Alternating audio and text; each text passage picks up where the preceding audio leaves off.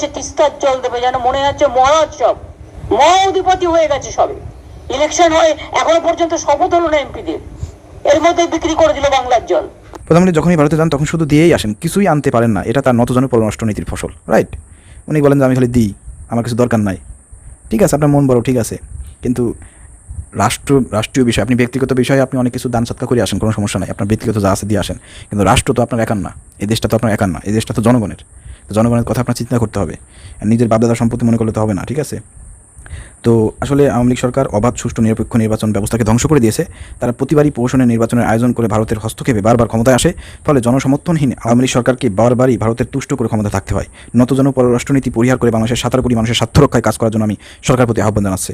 এই যে সরকারের প্রতি আহ্বান জানাচ্ছে বাংলা জামাত ইসলামী, যেগুলো বাদ দেন, ঠিক আছে, এগুলো বাদ দেন, এই নতজন ভাব এগুলো বাদ দিয়ে দেশের স্বার্থে কাজ করার জন্য এই যে আহ্বান জানাইছে বাংলা জামাত ইসলামী। চিন্তা করেন, এটা কি জামাত ইসলামী খারাপ কোনো কথা বলছে?